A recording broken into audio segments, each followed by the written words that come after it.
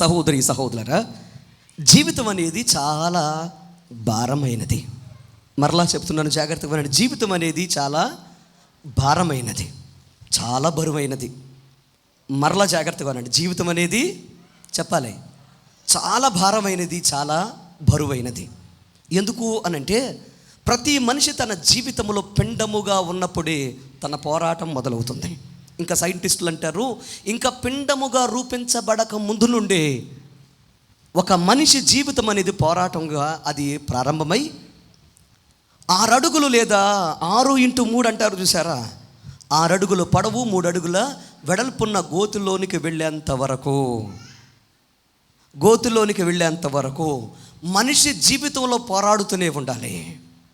బ్రతుకు కోసం పోరాటం, జీవించడం కోసం పోరాటం, బ్రతుకులో నిలబడడం కోసం పోరాటం. జీవితం అంతా కూడా ఒక భయంకరమైన పోరాటము చేసి నిలబడలేని, నిలుచోలేని, బ్రతకలేని దీనస్థితికి అనేక మంది వచ్చేస్తున్నట్లుగా మనం గమనిస్తూ ఉంటాం. జీవితం చాలా భారమైనది. ఎందుకు ఈ మాట మీకు చెప్తున్నానంటే, గొప్ప వారు ఈ జీవితం అనే పోరాటములో గెలవలేక ఓడిపోయిన వారు చాలామంది ఉన్నారు. నేను భయాన్ని పుట్టిస్తానని సవాలు విసిరా మీసం తిప్పిన అడల్ఫ్ హిట్లర్ అనే జర్మన్ నియంత ఏం చేశాడు తెలుసా? బ్రతకలేక జీవితం ముందు ఓడిపోయి జీవన్మరణ పోరాటములో తనను తాను కాల్చుకొని ఏం చేశాడు తెలుసా? చచ్చిపోయాడు. నా ప్రియ సహోదరి సహోదరులు, ఎందుకు ఈ మాట మీకు చెప్తున్నానంటే, గొప్పవారు జీవితం ముందు ఓడిపోయారు, కలిమి ఉన్నవారు జీవితం ముందు ఓడిపోయారు, అలాగే డబ్బున్నవారు జీవితం ముందు ఓడిపోయారు, పేరు ప్రఖ్యాతలు కలిగిన వారు జీవితం ముందు ఓడిపోయారు. ఈ లోకంలో ఎవరైనా కానీ జీవితం అనే ఈ భయంకరమైన పోరాటములో అనేక మంది మునిగిపోయిన వారు ఉన్నారు తప్ప వారి జీవితంలో గెలవలేక ఓడిపోయిన వారు అనేక మంది. ఈ మధ్య కాలంలోనే ఒక వారం క్రితం అనుకుంటాను, మన దగ్గరలో ఉన్న అశ్వరావుపేట అనే ఈ చిన్న పట్టణంలో అక్కడ ఉన్న ఒక పోలీస్ స్టేషన్ ఉంది. మీకు తెలుసు అనుకుంటున్నాను. ఈ అశ్వరావుపేట ఉన్న పోలీస్ స్టేషన్లో ఒక ఎస్ఐ ఉన్నారు.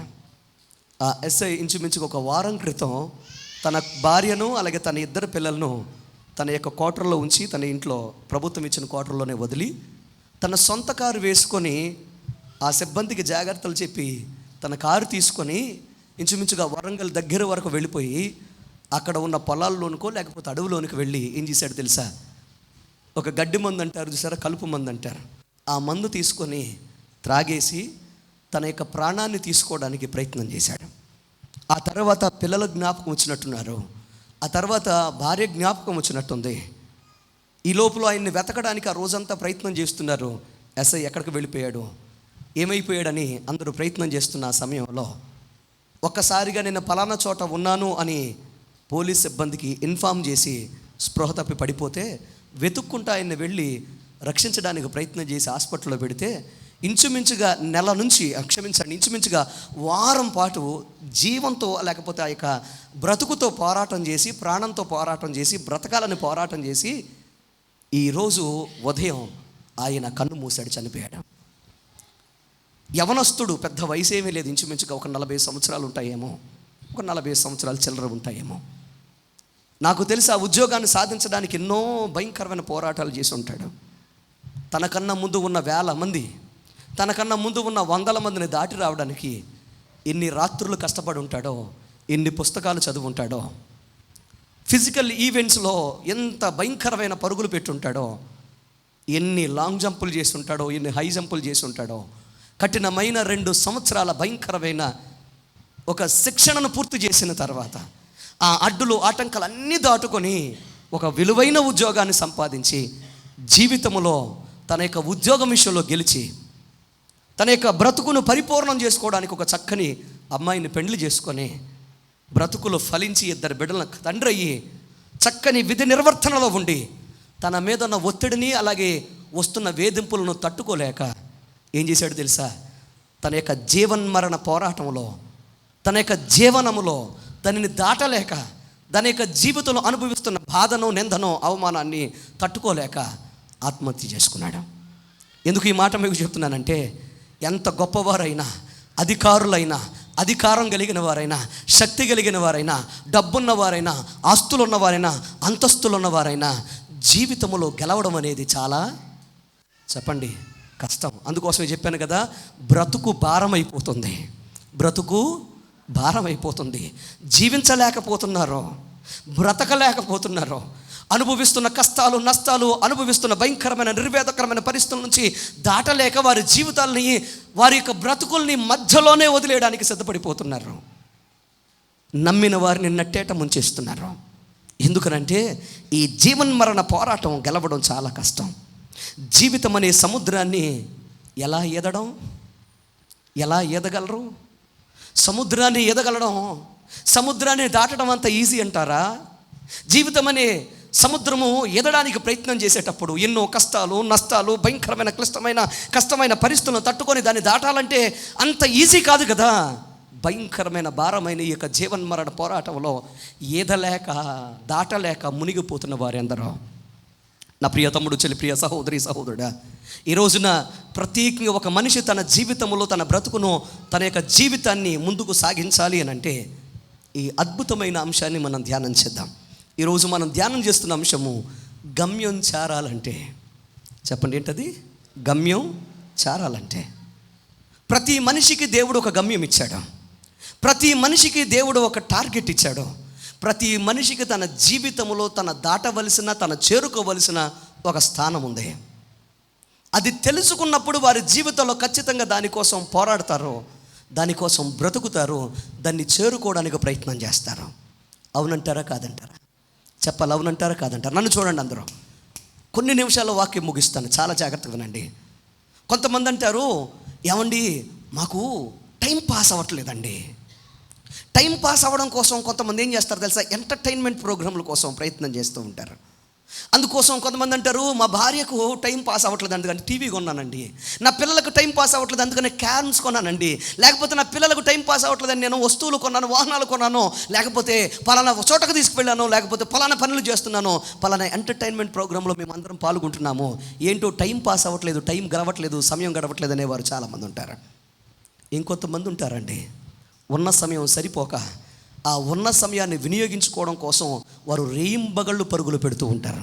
ఏంటి తేడా అంటే, ఒక వ్యక్తి తన గమ్యం ఏంటో తెలిసినప్పుడు, దాన్ని చేరుకోవడానికి సమయం సరిపోదని తెలిసినప్పుడు పరుగులు పెడతారు.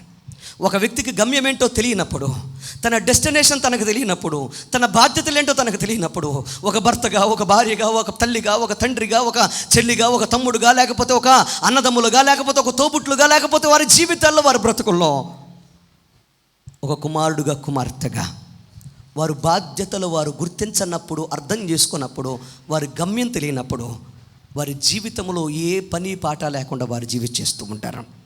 ఎందుకనంటే గమ్యము లేని ప్రయాణం అనేది చుక్కాని లేని సముద్రపు ప్రయాణం లాంటిది అన్నాడు ఒక భక్తుడు. గమ్యము లేని ప్రయాణము, సముద్రంలో ప్రయాణం చేస్తున్నా, చుక్కాని లేకుండా ప్రయాణం చేస్తున్న ఒక నావ వంటిది. నా ప్రియ సహోదరి, సహోదరుడు, అందుకోసమే ప్రతి ఒక్కరు కూడా వారి గమ్యం ఏంటో వారికి తెలియాలి. ఒక గొప్ప భక్తుడు జిమ్మిన్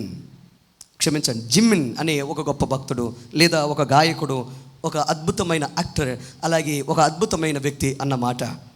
అవరోధాలు ఏర్పడ్డాయని లక్ష్యాలను వదిలిపెట్టకు. వింటున్నారా? అవరోధాలు ఏర్పడ్డాయని లక్ష్యాలను వదిలిపెట్టకు. గాలివాటాన్ని నువ్వు మార్చలేవు. అంటే గాలి వీసే దశను నువ్వు చెప్పాలి. గాలి వీసే దశను నువ్వు మార్చలేవు, ఆ దిశను మార్చలేవు. కానీ నీ పడవ వెళ్ళవలసిన దిశను మార్చుకొని గమ్యాన్ని చేరుకోగలవు కదా. అంటే నీ పడవ ప్రయాణం చేసే దిశను మార్చుకొని నువ్వేం చేయొచ్చు? గమ్యాన్ని చేరుకోవచ్చు. అంటే జాగ్రత్తగా అర్థం చేసుకోండి. ఈ జీవన్మరణ పోరాటములో, జీవన యాగములో, జీవన ప్రయాణములో నీకొస్తున్న భయంకరమైన గాలి లాంటి తుఫానులు, లేకపోతే భయంకరమైన శ్రమలను నువ్వు ఏం చేయలేకపోవచ్చు? మార్చలేకపోవచ్చు, దాని దిశను తిప్పలేకపోవచ్చు. కానీ అవి నీ మీద పడుతున్నప్పుడు, నీ మీదకు వస్తున్నప్పుడు నీ దిశను మార్చుకొని నువ్వు పడవలాగా ప్రయాణం చేస్తే నువ్వు చేరుకోవలసిన గమ్యానికి నువ్వు చెప్పాలి చేరుకుంటావు. 2 చేతులు దేవునికి స్తోత్రం చెప్పండి. హల్లెలూయా. ఎందుకు ఈ మాట మీకు చెప్తున్నాను అంటే, ప్రతి మనిషి జీవితంలో తన బ్రతుకులో తన యొక్క గమ్యం ఏంటో తెలిసినప్పుడు తన దిశను మార్చుకుంటూ దేవుని చిత్త ప్రకారం ఎప్పుడైతే నడుస్తావో ఖచ్చితంగా నువ్వు గమ్యానికి చేరతావు. దేవునికి స్తోత్రం చెప్పండి. హల్లెలూయా. ఒక వ్యక్తి తన జీవితంలో గమ్యానికి చేరడం అనేది చాలా కష్టం. ఎందుకంటే తన శక్తి, తన సామర్థ్యము సరిపోదు.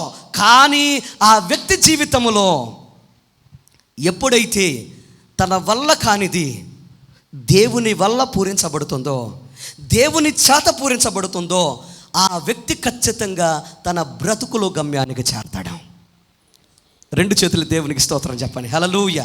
ఎందుకు ఈ మాట మీకు చెప్తున్నానంటే, బలహీనులు సహితం బలవంతులుగా మారతారు, శక్తిహీనులు సహితం శక్తివంతులుగా చెప్పండి మారతారు. ఒక బలమైన ఉజ్జీవమైన కార్యాలు చూడాలి అని అంటే ఖచ్చితంగా ఆ వ్యక్తి కలిగి ఉండవలసిన నామం యేసునామం. దేవునికి స్తోత్రం కలుగునుగా. చదవబడిన వాక్యాన్ని మనం ఒకసారి గమనిద్దాం. చూడండి, యేసు ప్రభువారు 33.5 సంవత్సరాలు ఆయన పరిచర్యలో, జాగ్రత్తగా వినండి, 33.5 సంవత్సరాలు ఆయన జీవితంలో 3.5 సంవత్సరాలు ఆయన తన రాజ్యాన్ని ఈ భూమి మీద స్థాపించిన అద్భుతమైన సమయంలో ఆయన చేసిన అద్భుతాలు అనేకమైనవి ఉన్నాయి.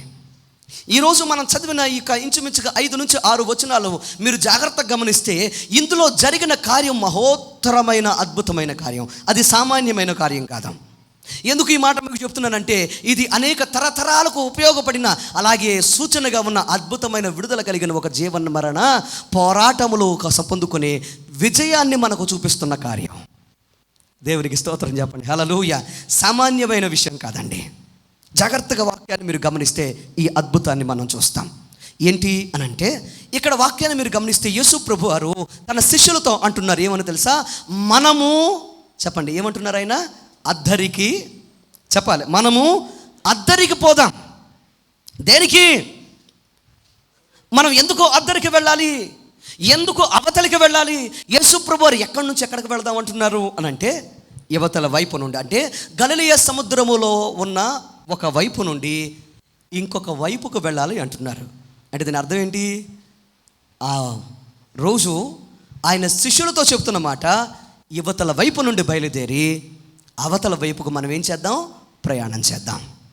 ఇప్పుడు సముద్రాన్ని మనం ఏం చేయాలి? దాటాలి. చెప్పండి, సముద్రాన్ని మనం దాటాలి. ఎవరికి చెప్పారు ఈ మాట? చెప్పండి, ఎవరికి చెప్పారు ఈ మాట? శిష్యులకు చెప్పారు. వారికి నిర్ణయించబడిన గమ్యం ఏంటి? అవతల వైపుకు వెళ్ళడం వారి గమ్యం. వింటున్నారా నా ప్రియ సహోదరి సహోదరులారా? అవతలకు వైపు వెళ్ళడం వారి గమ్యం. ఎవరు నిర్ణయించారు? చెప్పండి, ఎవరు నిర్దేశించారు? పిలుపు ఎవరిది? చెప్పాలి, పిలుపు ఎవరిది? అందరూ చెప్పాలి, మాట్లాడాలి. పిలుపు ఎవరిది? యేసయ్యది. చెప్పింది ఎవరు? యేసయ్య. పిలుస్తుంది ఎవరు? యేసయ్య. ప్రోత్సహిస్తుంది ఎవరు? యేసయ్య. ఎప్పుడైతే అలా చెప్పారో వెంటనే ఏం చేశారు తెలుసా? వారు ఒక దోణిని సిద్ధం చేశారు. దేవునికి స్తోత్రం చెప్పండి. హల్లెలూయా. నా ప్రియ తమ్ముడు, చెల్లి, ప్రియ సహోదరి సహోదరుడా, ఒక వ్యక్తి తన జీవితంలో గమ్యము చేరాలి అని అంటే ఆ వ్యక్తి ఖచ్చితంగా తన జీవితంలో మొట్టమొదటిగా తను చేయవలసిన పని ఏంటి తెలుసా? దేవుని మాట వినాలి. చెప్పండి, ఏం చేయాలి? దేవుని మాట వినాలి. గమ్యం నువ్వు ఒక్కడవే చేరలేవు. గమ్యం నీ వల్ల కానే చెప్పాలి కాదు. ఎందుకనంటే గమ్యం చేరడానికి ఎన్నో సవాళ్ళు, ఎన్నో బాధలు, ఎన్నో ఇరుకులు, ఎన్నో కష్టాలు, ఎన్నో నష్టాలు ఉంటాయి. ఒక వ్యక్తి తన జీవితంలో గమ్యము చేరడం అనేది సాధ్యం కానే కాదు, అంత ఈజీ కాదు. మరి గమ్యం చేరుకోవాలంటే అసమానమైన, లేకపోతే అది సాధ్యం కాదు అనిపిస్తున్నా, చేరుకోలేమని దూరం చూపిస్తున్నా ఆ గమ్యాలు నువ్వు చేరాలి అని అంటే ఎవరి మాట వినాలి? చెప్పండి, ఎవరి మాట వినాలి? దేవుని మాట వినాలి. దేవుడు ఎప్పుడు కూడా నీ జీవితంలో ఆయన సూటిగా మాట్లాడతాడు. ఎలా మాట్లాడతాడు? సూటిగా మాట్లాడతాడు. సుత్తి లేకుండా మాట్లాడతాడు. ఏమి లేకుండా మాట్లాడతాడు? సుత్తి లేకుండా మాట్లాడతాడు. చాలామందికి సూటిగా మాట్లాడితే నచ్చదు, కానీ ఎలా మాట్లాడితే నచ్చుతుంది? చెప్పాలి. అంతేగా దాని అర్థం? సుత్తి మాట్లాడితే బాగా నచ్చుతుంది. ఉన్న మాట ఉన్నట్టుగా చెప్తే నచ్చదు. ఉన్న మాట లేని మాట కల్పించి చెప్తే చెప్పండి బాగా నచ్చుతుంది. మెక్సికన్ వీరుడు అని పిలువబడ్డాడు ఒక ఆయన, జనరల్ ఆలివర్ బ్రెగాన్ అని ఒక గొప్ప వ్యక్తి ఇలా అన్నాడు. ఏమనంటే, మీ మీద దాడి చేసే శత్రువును చూసి భయపడకండి, కానీ మిమ్మల్ని ముఖస్థుతి కోసం పొగిడి స్నేహితులను చూసి భయపడండి అని అన్నాడు. అర్థమైందా? మీ మీద దాడి చేసే ఎవరికి భయపడొద్దు? శత్రువులకు భయపడం సర్లా, కానీ మీ ప్రక్కనే ఉండి మిమ్మల్ని ముఖస్తుతి కోసం పొగిడే వ్యక్తులు ఉంటారు చూసారా, వారిని చూసి మాత్రం భయపడండి అని అన్నాడు. అంత మాత్రమే కాదు, 5వ జార్జ్ మహారాజు తన యొక్క స్టడీ రూమ్లో ఒక అద్భుతమైన సూక్తులు రాయించుకున్నాడు గోడ మీద. బైబిల్ వాక్యాలను, అంటే దేవుని వాక్యాలను, అద్భుతమైన నీతి వాక్యాలను రాయించి పెట్టుకున్నాడు ప్రతిరోజు చదువుకోవడానికి. అందులో ఆయన రాయించుకున్న ప్రముఖమైన మాటల్లో ఒక మాట ఏంటంటే, ఇలా రాయించుకున్నాడు: ఒకరిని ముఖస్తుతి కోసం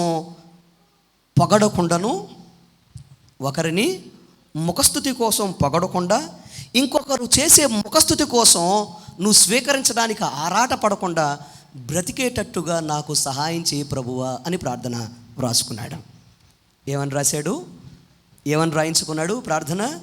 ఒకరి ముఖస్తుతి కోసం నేను పని చేయకుండా, ఇంకొకరు ముఖస్తుతి చేస్తూ నన్ను పొగడకుండా ఉండేటట్టుగా నాకు సహాయం చేయని అద్భుతమైన ప్రార్థన రాయించుకున్నాడు. అసలు ముఖస్తుతి అంటే ఏంటి? జాగ్రత్త వినండి. ముఖస్తుతి అంటే ఏంటో చెప్తాను వినండి. ముఖస్తుతి అంటే ఒక వ్యక్తి తన గురించి తాను ఏమనుకుంటున్నాడో అదే విషయానికి అతనికి చెప్పడం. ఒక వ్యక్తి తన గురించి తాను ఏమనుకుంటున్నాడో, ఒక వ్యక్తి తన గురించి తాను ఏది ఇష్టపడతాడో, ఒక వ్యక్తి తన గురించి ఏది వినాలనుకుంటాడో నువ్వు అదే చెప్పడాన్ని ఏమంటారు? ముఖస్తుతి అని అంటారు. ముఖస్తుతి అని అంటారు. పొగడ్త వేరు, పొగడ్తలతో పాటున్న ముఖస్తుతి అనేది కొంచెం డిఫరెంట్గా ఉంటుంది. బాగా అర్థం అవడానికి చెప్తాను మీకు. మిమ్మల్ని ఎవరినంటే మీరు కోపపడతారు కనుక ఒకవేళ నొచ్చుకోవచ్చు. అయ్యగారు ఒకరి గురించి ఒక రకంగా మాట్లాడతాడు, ఇంకొకరి గురించి ఇంకొక రకంగా మాట్లాడతాడు అనిపించుకోవచ్చు కనుక నన్ను నేనే బలి చేసుకుంటాను. ఏం కంగారు పడకండి, నా మీదే చెప్పుకుంటాను. ముఖస్తుతి అంటే ఎలా ఉంటుందో చెప్తాను వినండి. ఎలా అంటే, ఒక వారం రోజులు లేకపోతే ఒక నెల రోజులో నేను అద్భుతమైన డైటింగ్ చేసి ఏదో ప్రయత్నం చేశాను. నేను అందంగా మారిపోవాలని ఆ క్రిములు పూసాను, ఈ క్రిములు పూసాను. అలాగే నేను చాలా రన్నింగులు చేశాను, అలాగే జాగింగ్లు చేశాను. మొత్తానికి ఏదో కష్టపడ్డాను. నాకు నేను ఫీల్ అవుతున్నాను ఏంటంటే, నేను చాలా బాగా తగ్గిపోయాను, అలాగే నేను చాలా అద్భుతంగా సన్నబడిపోయాను. అలాగే నా లోన ఫీలింగ్ బయట కాదు, నేను లోన ఫీలింగ్ మీకు చెప్తున్నాను. ఇంకోటి ఏంటి, నేను తెల్లగా మారిపోయాను. ఇది నా ఫీలింగ్. ఎప్పుడైతే మీలో ఎవరైనా అది గమనించి, అయ్యగారు 6 ప్యాక్ వచ్చేసిందా, ఏంటది 6 ప్యాక్ లాగా అయిపోయింది ఏంటండి, ఏంటో మార్పు ఏంటి, ఆ అద్భుతమైన చేంజ్ ఎవరేంటండి, ఇంత బాగా చేంజ్ అయిపోయారండి మీరు అని అంటున్నారు అనుకో. అంటూ ఇది ఎక్కడ గొడవండి, ఏం క్రీములు రాశారు, అసలు ఏం చేశారు, ఎంత బాగా తెల్లబడిపోయారే. ఎప్పుడైతే మీ నోటు నుండి ఆ మాట వస్తుందో, కదా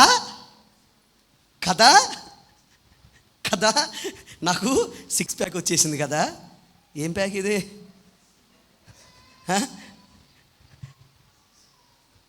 చెప్పరే, దేవునికి స్తోత్రం.